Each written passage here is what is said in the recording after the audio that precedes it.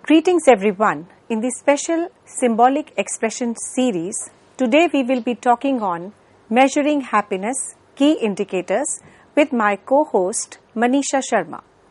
We will be talking on introduction to measuring happiness, understanding happiness and its importance, subjective versus objective happiness measures, gross national happiness index, Bhutan's approach, and a global perspective. So let's start with the introduction to happiness measurement. Understanding and quantifying a key component of human well-being is required for the exciting and challenging task of measuring happiness. It is a multifaceted and very important notion that includes many facets of life satisfaction, emotional health, general contentment. It's a subject that has drawn a lot of attention from the psychologists, economists, social scientists, policy makers, because it has a direct bearing on the people and communities' quality of life. In order to qualify the pleasures, the tools and the procedures must be created that can evaluate and monitor this important emotional state. Researchers want to learn more about what influences the people's happiness, how it differs between the cultures and ethnicities, and how it is impacted by a person's circumstances, the state of the world, and the cultural norms. So there are some important factors in quantifying the happiness. The first is subjective well-being. It is a key idea in the study of happiness. The subjective well-being incorporates both affective experiences, that is emotional state, including happiness, sorrow and tension, and the cognitive evaluations of life satisfaction, how people view their lives overall. The self-reporting and the surveys are frequently used by the researchers to collect this data. Secondly, the factors affecting happiness. Determining the elements that influence the people's well-being is very necessary for measuring the happiness. Now, in addition to more general societal elements like economic conditions, social support, and environmental quality, these factors might be personal, such as ones relating to one's health, relationships, and the financial situation.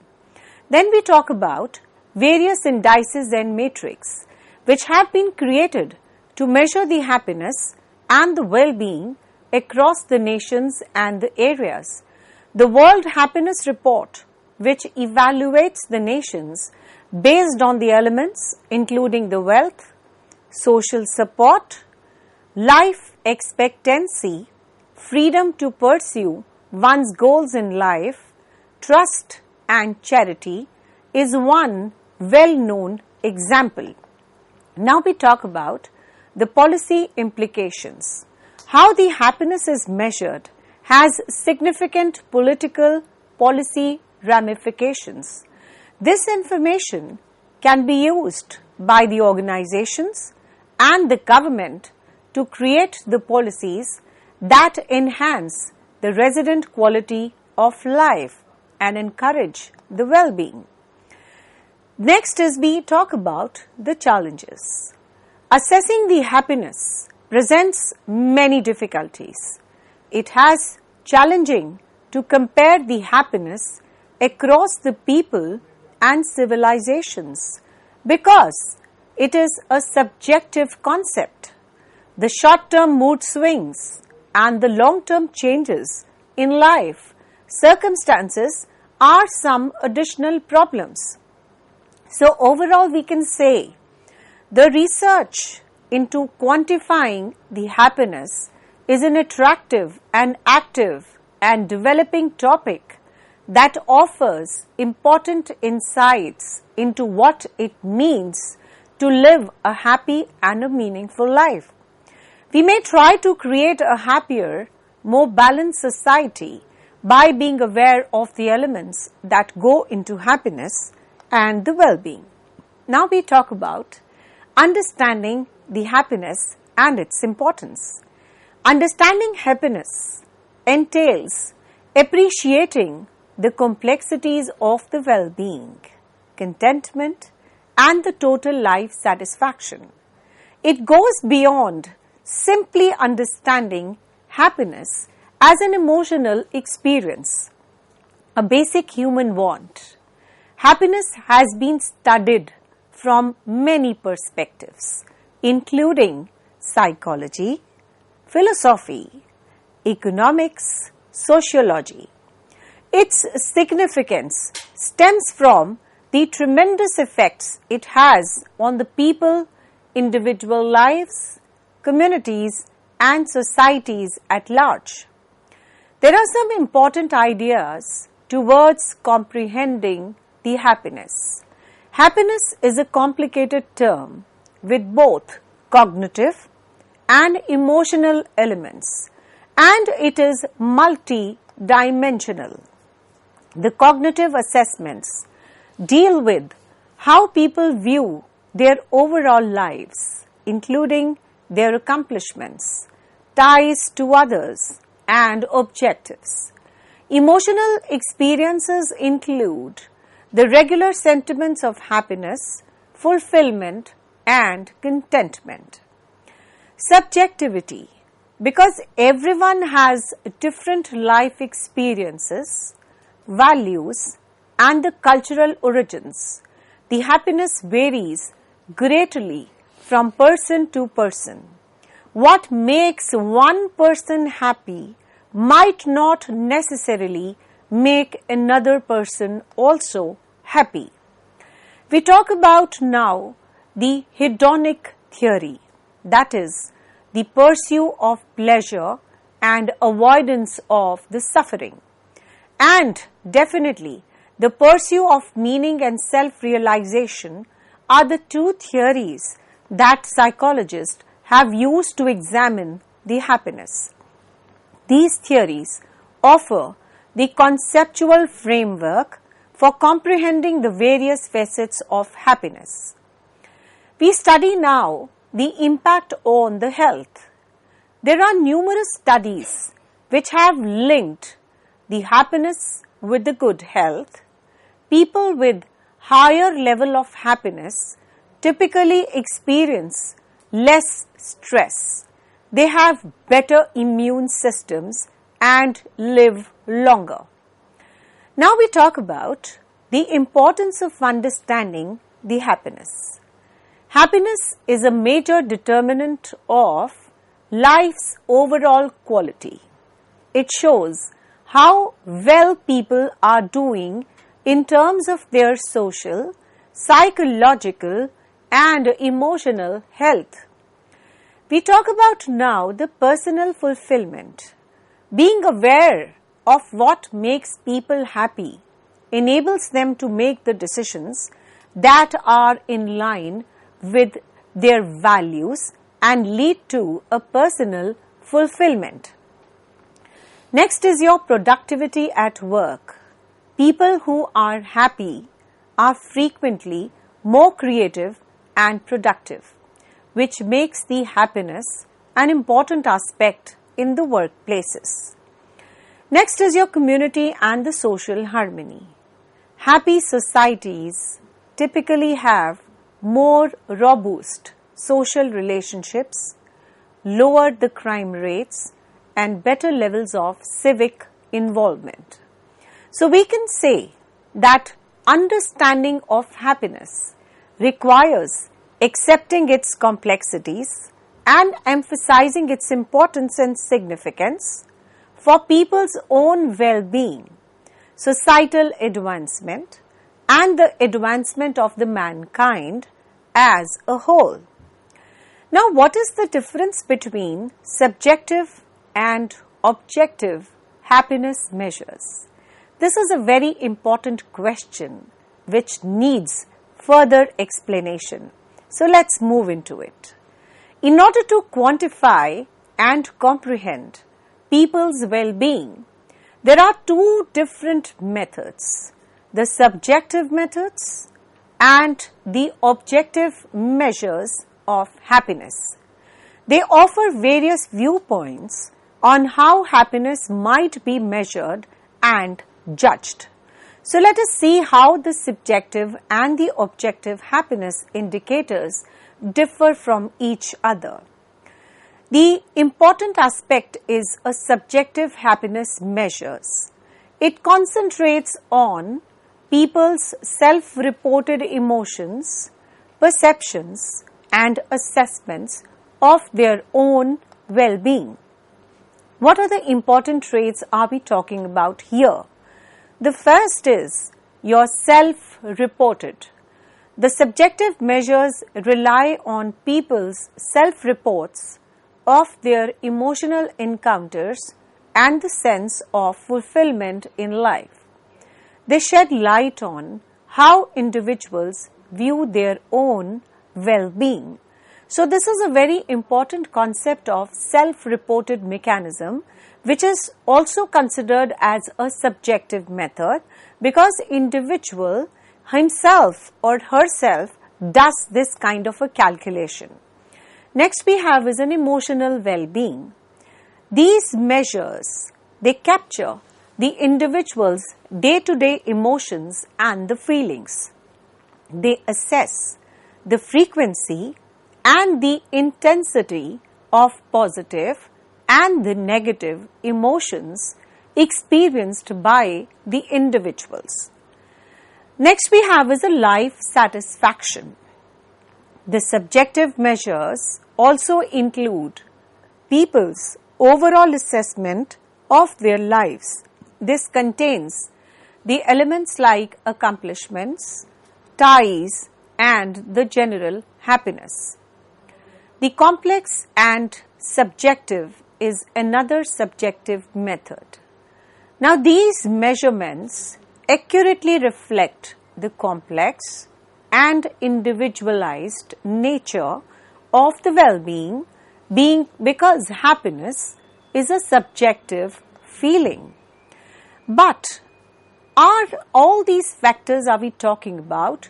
They are susceptible to the influences from things like mood, like memory biases, and the cultural background. Now, an illustration of a popular subjective happiness matrix is the rating of the life satisfaction on a scale of 1 to 10 in the surveys. Objective happiness measures. Instead of relying exclusively on the people's self-report, objective measures of happiness, they concentrate on external indications and the elements that are connected to the well-being. Now, these evaluation criteria frequently take a socio-economic situations and the personal circumstances into account. Now, we will be discussing some important traits. The first is your external elements. Objective measures take into account the external elements such as income, education, health, employment position that are thought to contribute the well-being. So these elements actually play a very important role because they are external and will give the objective measurement.